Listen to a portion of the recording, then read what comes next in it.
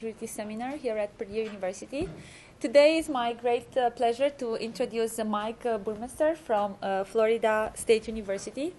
And he's going to talk about provable security in mobile ad hoc networks. And I saw some faces in the room that I know that they work in the area, so they'll be very interested in the talk. Just to give you a little bit of a background, Mike was previous with Royal Holloway, London University, got his undergraduate degree from Athens University and the PhD from Rome University.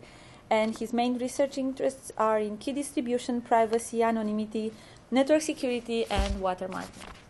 Thank you.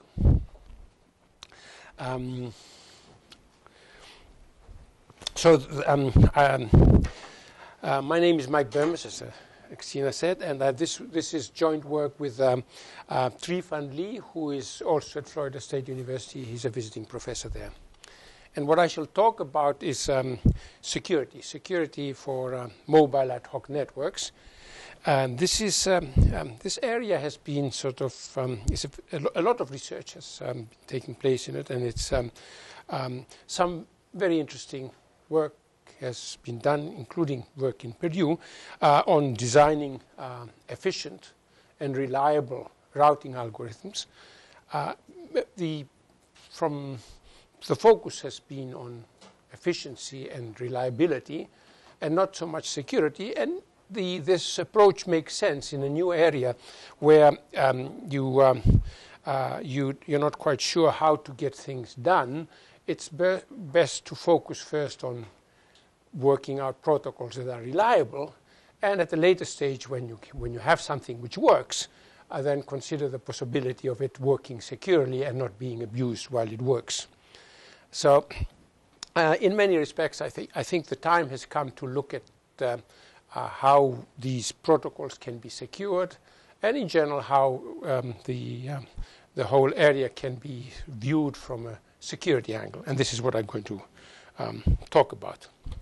So one of the problems with security is that you have to sort of formalize your model before you can even start talking about security. And the model itself is not sufficient. You also have to formalize the model of the adversary. You have to very precisely explain or limit or describe what the enemy can do, what strategies the enemy can use. And that is sometimes referred to as the threat model. And then you also need another model. You need a security model, with respect to which you will prove your security. What is security? So I actually will need a formal definition for a mobile ad hoc network, a formal definition for the threat model, and a formal definition for my framework, security framework.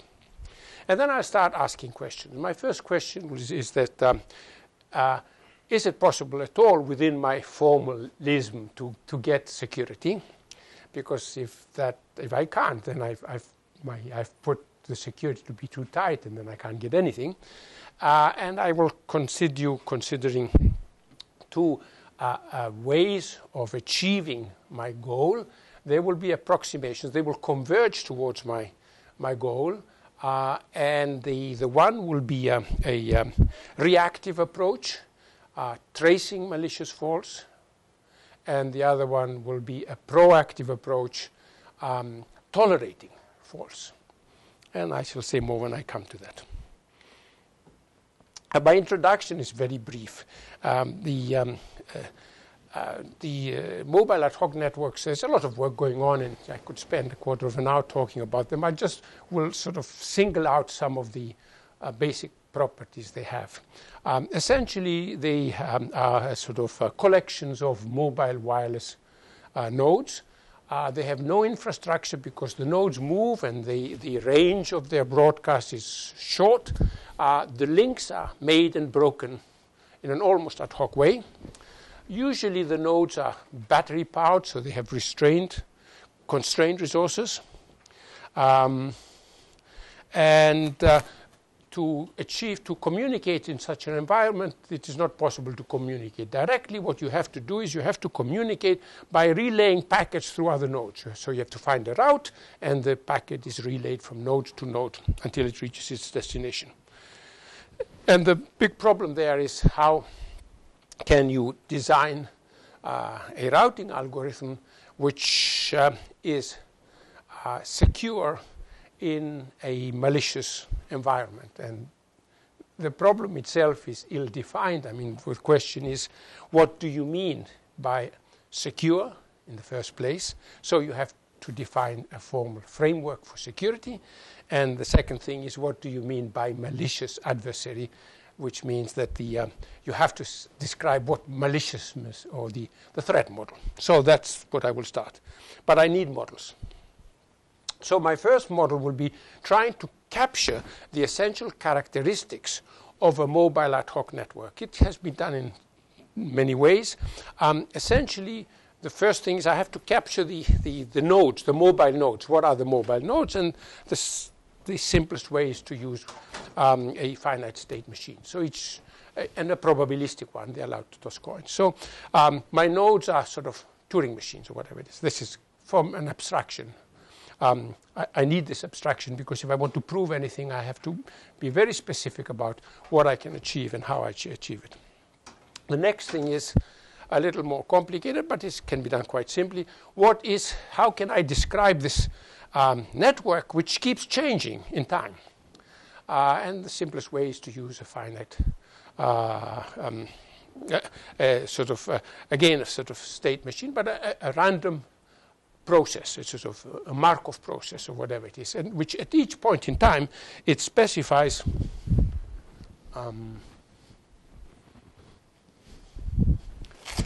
maybe I can use at each point in time what will be specified is a graph, which is the network, and the state of the system. So I don't know, can I do this? Oh, I can use the mouse. Thank you very much. So a graph G, in general, a graph GT, and the state ST. The state is the set of all internal states of the system. So GT will be on the vertex at V, and it will have an edge set, and these edge sets keep changing because the links keep changing. And the ST is the sort of the internal states of the system. And this is not enough. I have to actually capture the particular way these graphs develop and the way. So I impose certain constraints which come in three categories. The first is the Markov constraint, the second is a mobility constraint, and the last is the medium constraint.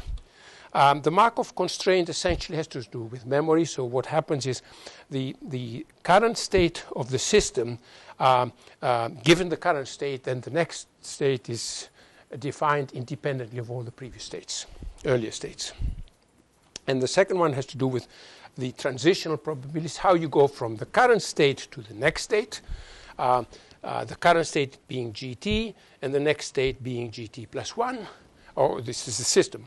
And these are sort of done in a way which is independent of t, of the time. And then I just define these transitional probabilities as being essentially my mobility distribution. So networks, ad hoc networks, are defined by a mobility distribution.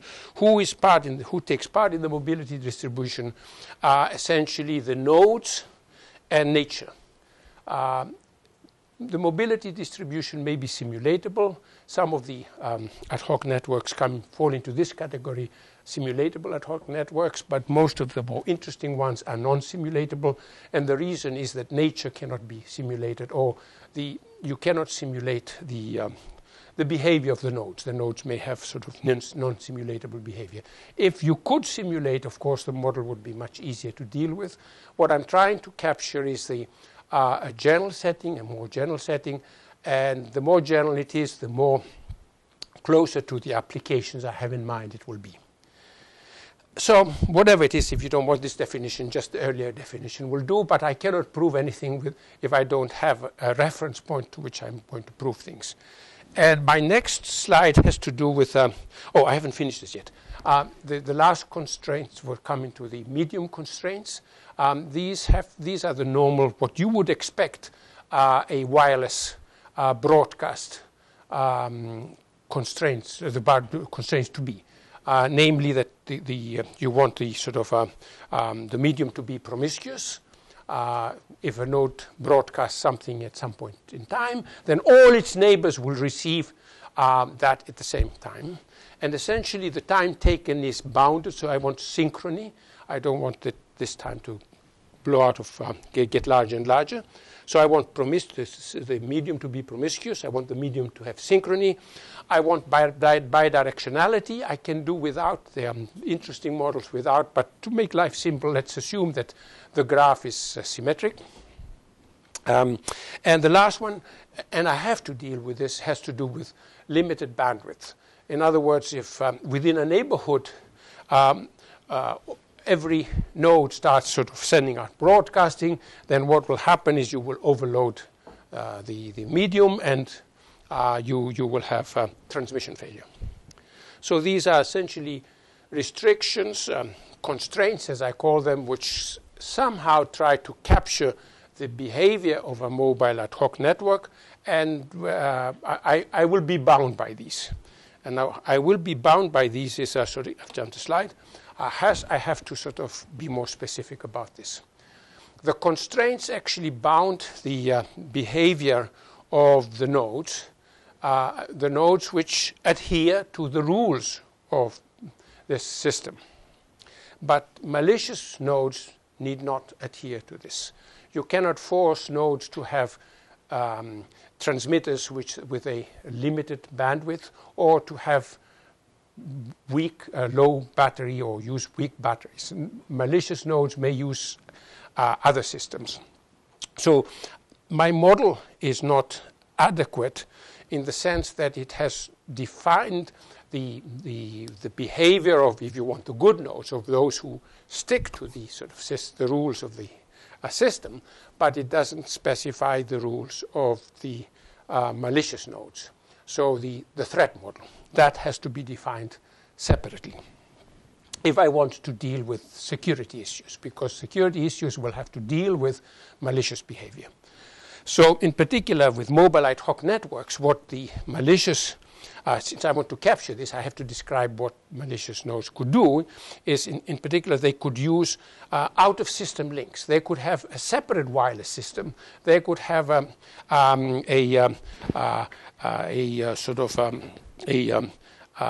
more powerful broadcasting devices or directional antennas, or covert channels. Let's use this general term. Covert channels which are not in the system. So my definition is complete. It's only half the story. The other half has to do with the threat model. So now I have to define what the malicious nodes can do. And the traditional way of dealing with such a problem is to have an adversary who can mastermind the attack, all the malicious nodes. So the way the adversary attacks the system is through certain nodes. So the adversary has control of some nodes, which I shall refer to as faulty nodes. And through these faulty nodes, the adversary can do whatever the adversary wants to do. For example, have the hidden channels, run attacks called wormhole or rushing attacks. I will come back to these later. They can vary the transmission range, direct the transmission range, so not everybody gets it, or worse, replicate. So the model I will use is due to Hurt-Maurer, and it's an extension of the so-called Byzantine threats model, and in which what happens is a certain set of subsets of the node space is singled out, and that set is called gamma.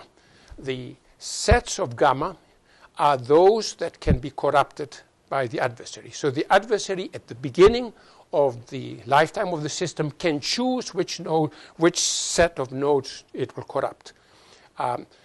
Once it has chosen, it can't change its mind. It can't choose others.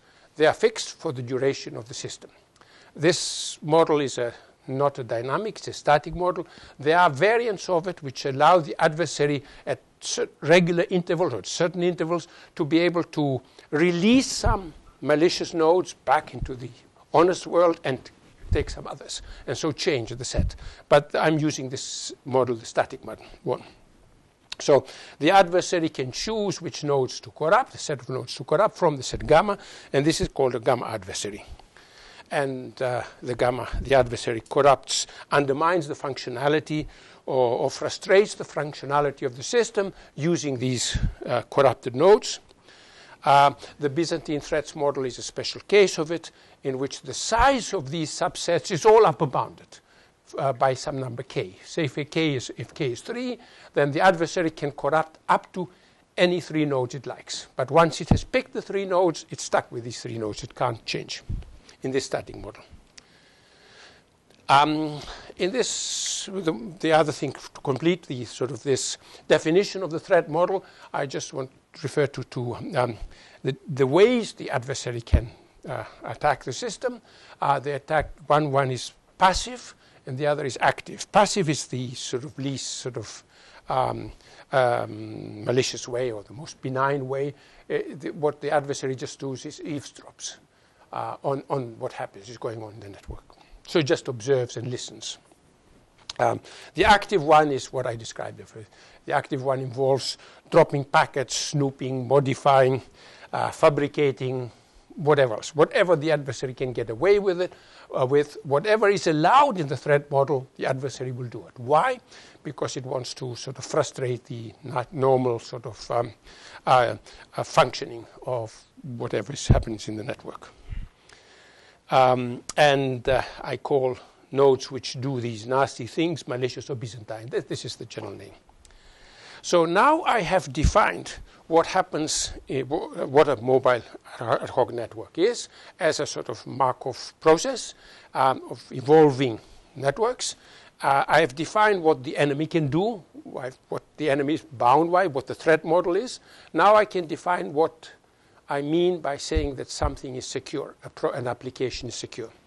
The kind of applications I have in mind are distributed algorithms, and in particular, routing algorithms. So what is a routing algorithm? In routing algorithm, what you do is you try, one node tries to find discover a route to another node, and then use that route to send a packet node relayed through the nodes to the other destination.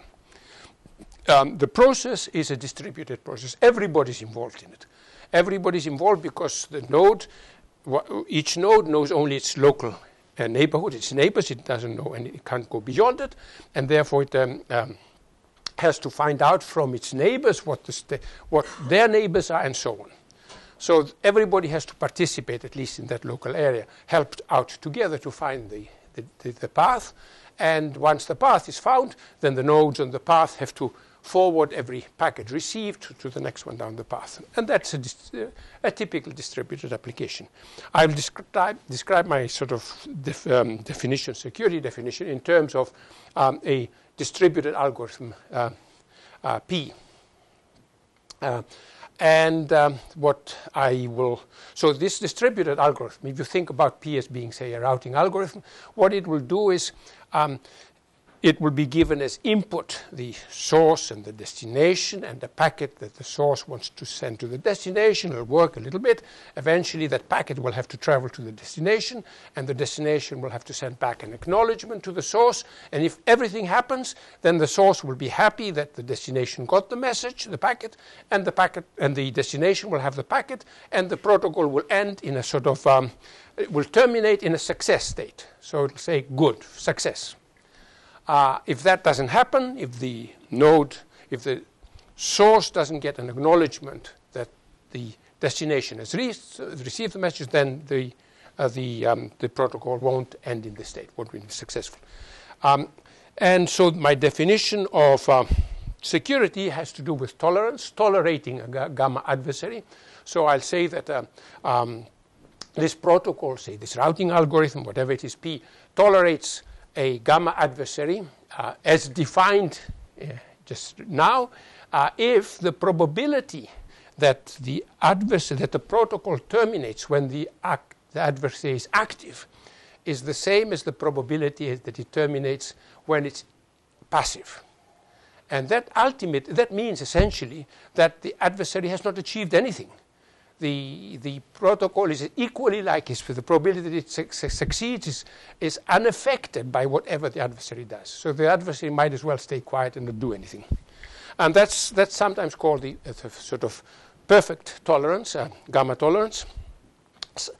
I may allow certain cases where the tolerance is not perfect, where there is a small error probability. So the adversary gains a little bit, but if epsilon is small, this is the next one, so it's less than epsilon. That means that what the adversary gains by taking part in this protocol, by being active during the sort of the execution of the protocol, is a little bit, but not enough to affect in any practical way the protocol. I can also talk about computational tolerance, and that is when the two probabilities are they're not equal, but you cannot distinguish them using polynomial time procedures. Just for practical reasons, this model differs, my approach differs from the traditional one, where you normally would want an application to be reliable. You would say that a protocol is reliable if it succeeds 100% of the time. In the kind of work I'm working here, even if it succeeds 75% of the times, that would be acceptable. In the real world, sometimes you could always convert a 75% to be almost 1. The question is, the cost in so doing may be very high, and if your nodes are bounded and all your resources are bounded, maybe you can just settle for 75% of the time.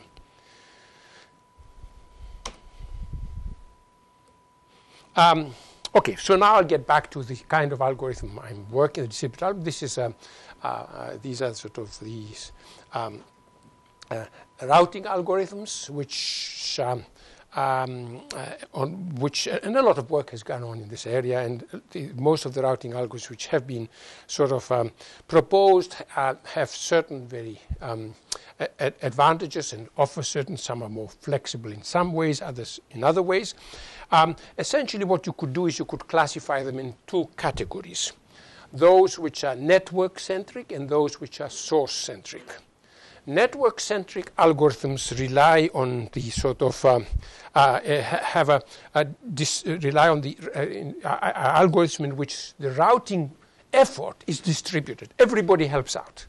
So when you want to send something, what you do is you just send information about whom you want to send it, and your neighbors already have sort of vectors. They know how to send it forward. So it goes on without the sort of the source having to do too much work.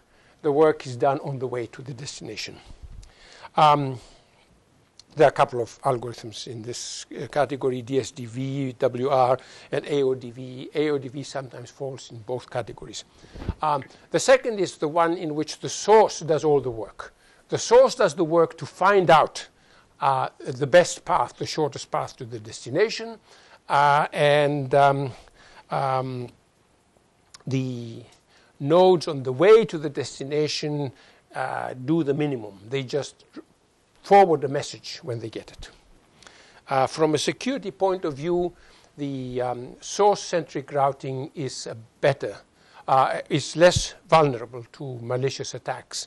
And the reason for this has nothing to do with ad hoc networks. It's outside the ad hoc networks.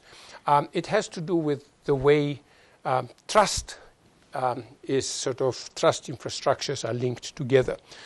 So, for example, if you want to do something and you want to do it in a secure way, the best way to do it is to do it yourself. You never delegate. The moment you delegate something, there is a risk that the person you have delegated to may be untrustworthy and may not do it.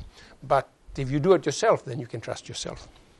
So the less trust you put in the others, the more secure in general, the less vulnerable the system is. Security mechanisms. The protocols one uses in distributed applications will always involve some crypto. And crypto comes in two flavors: symmetric key crypto and public key crypto. Symmetric key crypto is usually much cheaper. Public key crypto is more expensive. But there are cases when you have to do with public key, you can't use secret key. If you want digital signatures, it has to be public key. If you want to have a way in which your nodes can be authenticated in the system, you have to use digital signatures. So wherever possible, one uses MACs, message authentication codes. MAC here stands for message authentication codes, which can be used combined with a secret key to get what is called an HMAC, and that you can use for integrity checks in a limited way, and you could also use encryption schemes that way. So the problem with the digital signatures is comes in sort of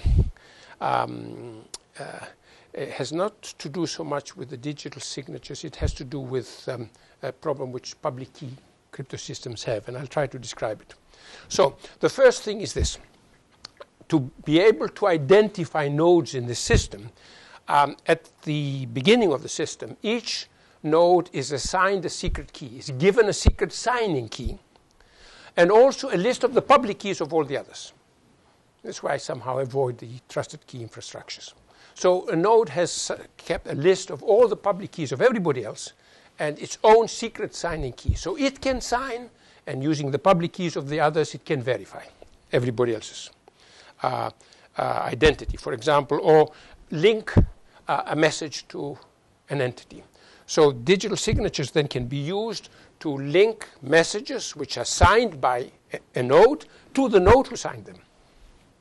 This all works perfectly well and keeps this kind of link, one-to-one link, except that in a malicious environment, if you have cheaters, they don't need to follow the rules. So what malicious nodes may do is they may start sharing their keys. So if there are 5 malicious nodes, they each share their 5 keys, and one malicious node now can present itself as 5 different people, 5 different nodes.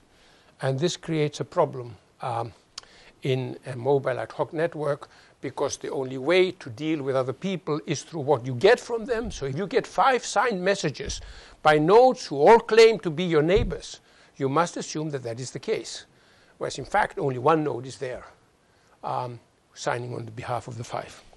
This is sometimes referred to as the Sybil attack. So this is what one has to take this into account. This is one of the threats, and whatever secure protocols have to be designed, they have to be designed with this in mind, with this kind of threat in mind. And as I said, the problem is that you cannot link an entity uniquely, bind a physical node to an entity by using public key cryptography. This is not a problem of mobile ad hoc nexus, it's a problem of public key cryptography. You can't do it in any other way. If you decide to share your secret key with your wife, then your wife can pretend to be you if in this kind of wireless environment.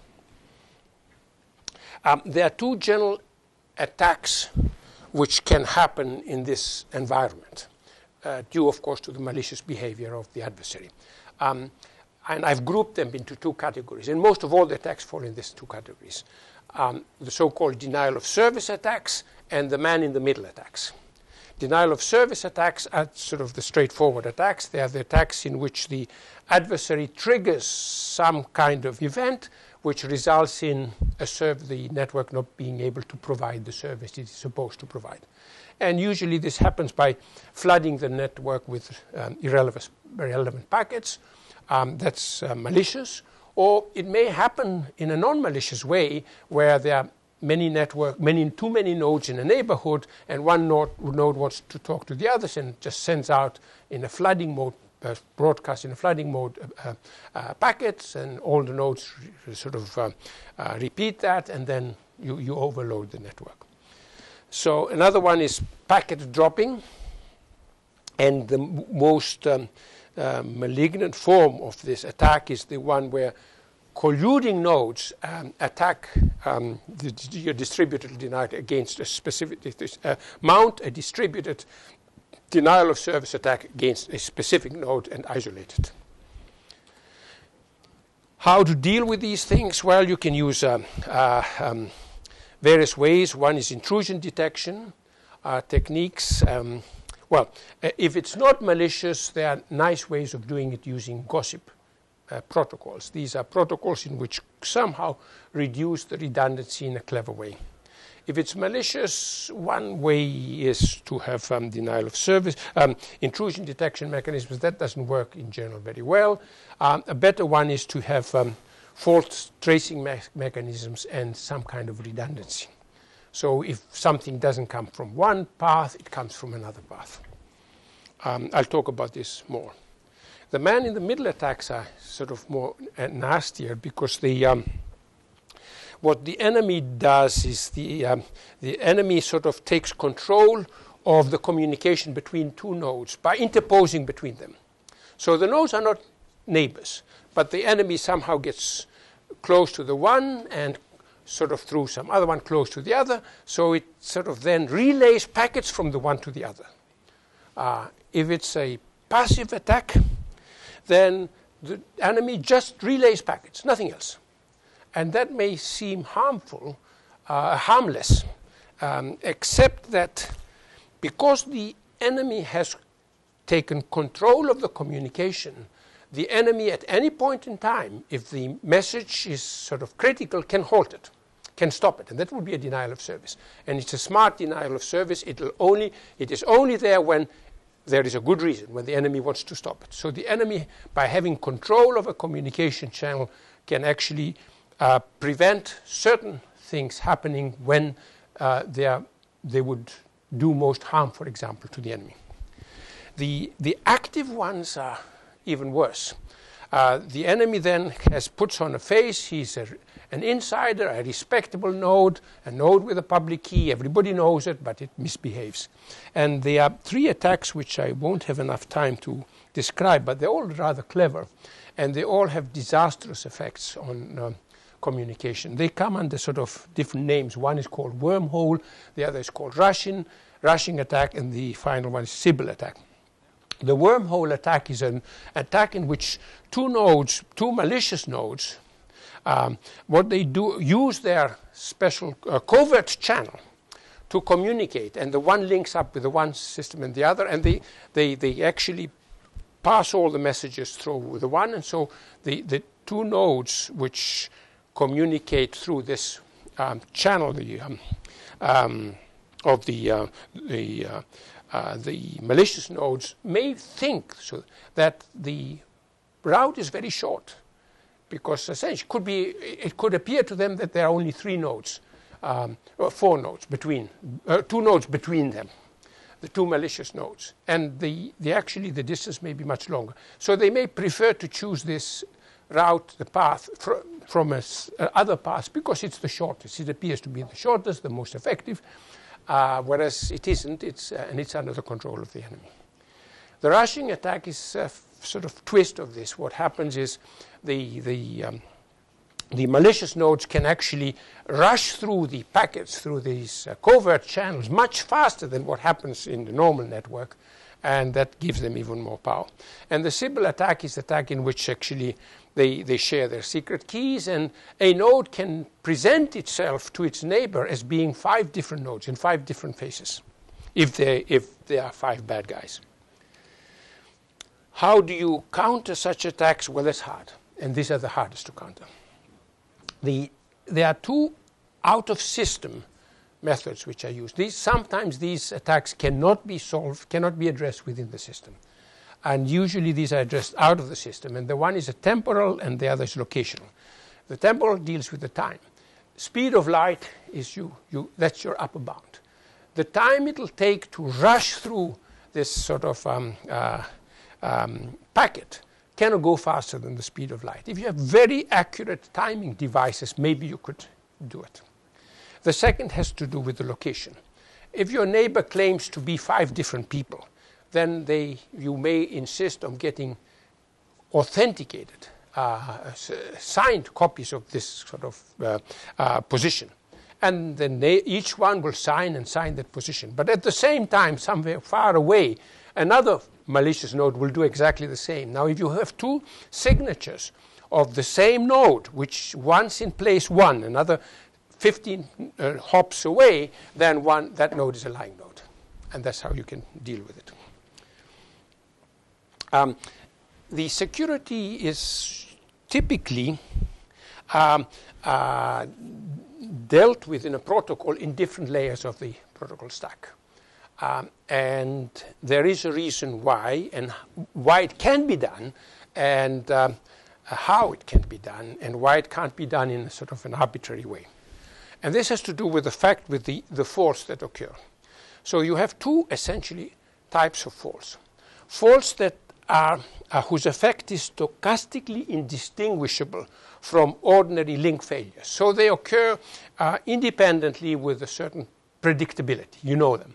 And they're not dependent.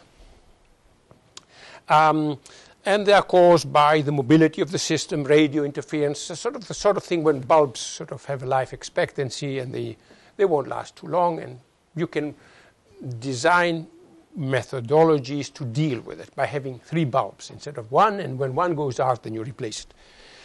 And there are the other kind of faults which are not stochastically indistinguishable from ordinary link failures. The first type can easily be addressed at the medium access control layer by using the standard sort of error correcting or sort of ways, and that is used, and it's quite so. If a packet gets dropped, it gets dropped with probability say 2/3. Then you ask for it to come back. Well, with a high chance it'll come back. If it's maybe the second time it doesn't come back, but then the probability that the third time is much smaller, so you can deal with this. The malicious ones certainly cannot be addressed at that layer. So anything which has to do with malicious faults must be addressed at the protocol layer. One last, so that you cannot assume that the things will be sorted out at a lower layer and you won't see them. Some faults will have to be addressed at the higher layer. And just a remark here is that one of the nastiest attacks that the enemy can do is to hide behind this differentiation. So the system at the medium access control layer deals with faults which occur with the sort of predictable probabilities. And the enemy can mask an attack pretending to and using this probability. So the system will try to at the message at the medium access control layer, they will try to work it out, but this is much clever. Although it happens with a predictable probability, the probability it's not independent. It's very dependent on what happened in the past. So if you try to just get a sort of the packet is dropped and you never ever get the packet again. So the system just works and runs and runs and runs. So that has to be addressed. As I pointed out at the beginning, there are a lot of good protocols which have been proposed in this area, and they're highly reliable. Some of them actually involve the people working at Purdue. They have been designed to be very efficient and very reliable.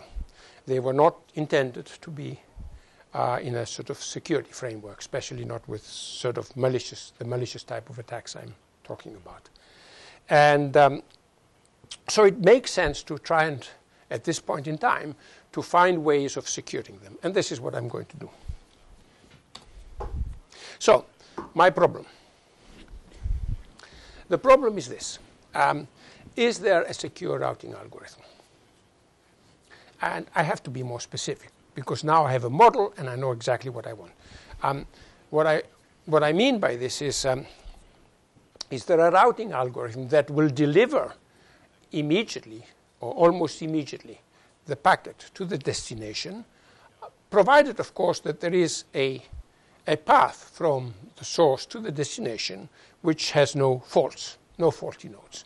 Because if every path is occupied by the enemy, then there is no hope in hell of ever getting to the destination. And the immediate delivery has to do with the following. I don't want my routing algorithm to keep on trying. So it tries to find a path, it fails. Then it tries another one, it fails. That is not secure. There are applications in which you need to know the packet has to go immediately. If it doesn't go immediately, you may get all sorts of problems. The applications I have in mind, say, for example, are critical infrastructure applications. So they may be a nuclear power station, something may go wrong, the message has to go out. If you stop it for 10 seconds, then you've had a disaster. So the answer is, of course, flooding works. Flooding will sort of seep through. If there is a nice path, it will find it. That's what flooding does. However, flooding is too costly. Flooding could trigger a denial of service attack if the network is very dense. So that's not enough. So let me reword my question. Is there a secure routing algorithm which uses as route a path and not the whole network? And the answer is no. There isn't. Why? And I will give you a very simple proof. It's nothing to do with this by waving my hands. So the question is there a reliable way of deciding a priori whether a node is faulty or not? And in my threat model, the adversary was allowed to choose at the beginning of the system, lifetime system, a set of malicious nodes. Now, there is no reason why the adversary will tell me which ones the adversary has chosen. That's part of the game. I mean, the nodes that are malicious are hidden, they are there, and they will only maybe later on be revealed. If there is any scheme of being able to discover what the adversary chose before the nodes exhibited or sort of did something wrong, then you would be able to guess what the adversary has done. So if there is such an algorithm which can find a path which has no faulty nodes, then you can use that same algorithm as a trigger to discover which set the adversary chose before the nodes did anything wrong. So you cannot a priori decide whether a node is malicious or not. You have to wait for the nodes to misbehave. So I will try to find two solutions to this problem. They are approximations. They converge to what I want. And the first one uses a reactive approach. The second one uses a proactive approach. The reactive approach is you capture the bad guys. You find the bad guys.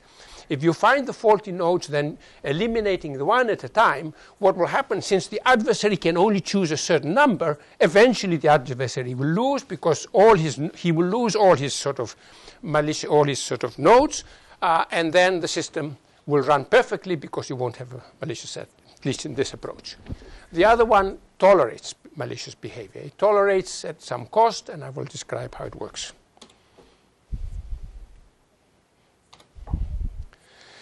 Before I do it, I want to quickly point out some of the problems one has when one tries to trace malicious behavior. So malicious behavior will be traced as follows.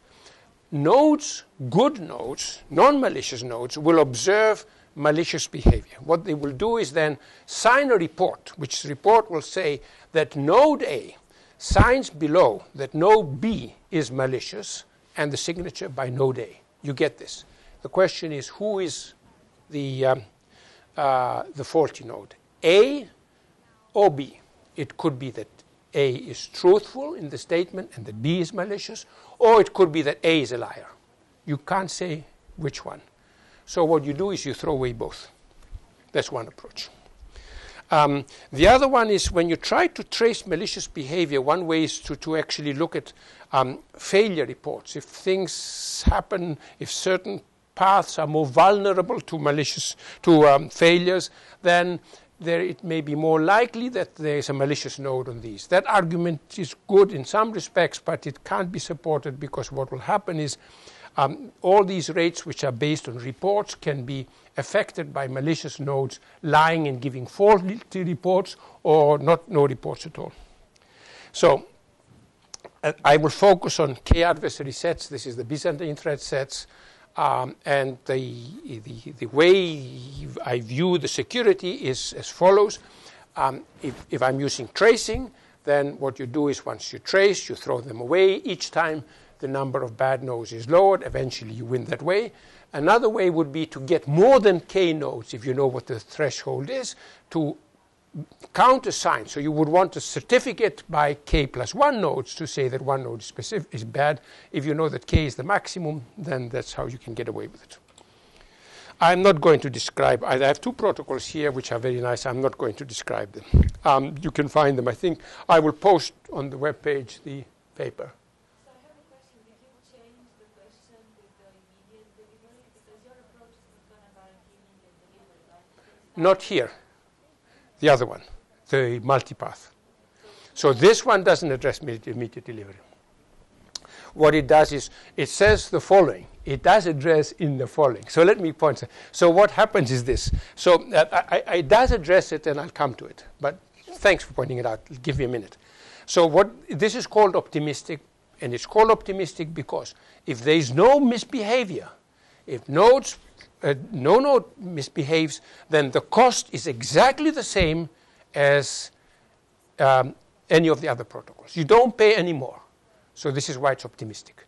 In the honest case, with no faults, there is no extra cost. If there is misbehavior, there is extra cost to trace the misbehavior. And I'm just skipping them. The theorem will say the following. It says that, and it's provable. It's provable in the model I just described, the models I just described, that one of two things will occur. Either the packet will be delivered immediately to the destination, or if that doesn't happen, you will trace a faulty node. So you have one of two. Okay? So the protocol somehow in a clever way, so the packet goes from source to destination, and nodes don't do anything more than what they normally would do. But if something goes wrong, then there is a second. So it's a two-pass. Forward, downstream to the destination, upstream back to the source. Downstream goes the packet, upstream comes the acknowledgement. That's what you always need. Now, if there's misbehavior, the nodes use a special sort of the way it works is you have so I'll go back here. You have each node has a timer, and you count on the time it will take for a reply to come back. Something should come back. If something does not come back, something has happened. The nodes are instructed to always send back reports, negative reports. It's like nodes committing suicide, because such a negative report automatically has the effect by that the signer of the report and the reported failure node, they will be deleted from the system. So they are both, yeah? I have a question about the use of the negative acknowledgements. Because it seems to me like very difficult to prove that you did not receive a packet. Oh, right. So that comes in the proof. What happens is that all these timers are set in such a way so that if failure occurs, the first one to click is the one which is next to the faulty node. I know, but what I was trying to say is that you are using negative acknowledgement, which means that you did not receive the packet. So no, you did not receive anything. You did not receive. No. You don't just do. You could be malicious. But if I'm malicious and I say that I did not receive, I can actually put the blame on. That's correct. And what happens? This is suicide. You kill yourself and the next one. So a malicious node can commit suicide in order to kill the one downstream. So anybody can do it. As I said, the one of the two is malicious. I still win. The system wins whenever a malicious node, if a malicious node signs such a document, then it's a report, then the system wins, the adversary loses. Because the adversary, if it's one-to-one, the system wins on a one-to. If the system can exchange a good one for a bad one, then the system wins. We can talk to it offline. It's an interesting protocol. The next one is, I haven't got much time. And so what I wanted to point out, and I'll quickly do it here, is that this can easily be piggybacked, can be linked with existing protocols which do not offer the service. So AODV and DSR will certainly work in this way. So you just have to add it, and so you get the security, the reliability which AODV or DSR offered, plus the security in the sense that either the packet will be delivered or somebody will be traced. Possibly a malicious, a faulty node which just wants to cause problems. But if you capture a faulty node, that's good enough. I will quickly want to go over this adaptive multipath routing because it is interesting, and I think 5:20 is my deadline. So I'll take 5 minutes. So the question is this. It has been long sort of accepted that if you could broadcast, send your messages over several paths, then if one fails, you have some backup. And this has been a good way of dealing it, but reliable. But except it's approaching the spirit of flooding. Flooding does this in a sort of more complicated way, but it does too much of it. It has too much sort of redundancy. So if you could control the redundancy, maybe if not all broadcasts are part of it, but just those on vertex disjoint paths, maybe you can do better. All of the multipath routing algorithms are algorithms which find paths, several paths, and usually you just choose the first one. And after that, you dump all the others. What you do here is you don't. You continue and you build it up. But then what you do is when you broadcast, you use the first path you got. So adaptive multipath routing is actually single path routing to start off with. The adaptive part comes with the enemy provokes you. So if the enemy disrupts your path, then what you do is you pull out of the bag the backup paths you have, and you use a backup path. So you have all the others, but you don't use them. You use the first one, which is also the shortest one. The other ones are not used. They are only used if need comes, if there is a need. And the system this protocol is designed to adaptively, during time, change this and always come up with paths. And it builds up to a maximum size of paths. And the best application is the round robin one. So you have all your paths, which are vertex disjoint, at least from the view of the honest nodes. And what you do is you send and you have many packets to send. This is and you send each packet in a round robin way on the next available path. And if some is sort of broken, then you use it on the next one. And so essentially the cost is the same as single routing, except that you have to find multiple paths. But the approach for multiples, once you trigger an approach for a single path, more or less automatically you get side information for further paths, which usually you dump, and here you don't dump. So I think what I will do is I'll give to Christina the paper, and you post it. Is there a web page? Sure, yeah. To post it? And because it is interesting. There's a lot of discussion here. It has certain nice properties. One of the nicest properties is that actually it can also be piggybacked on existing routing algorithms. So, for example, or it can be combined with the tracing algorithm, so you can get that as well. It can be combined with DSR to get a sort of adaptive DSR. So DSR also finds some more paths, and you can use the more paths. And that's it. Thanks for your patience. Please, go ahead.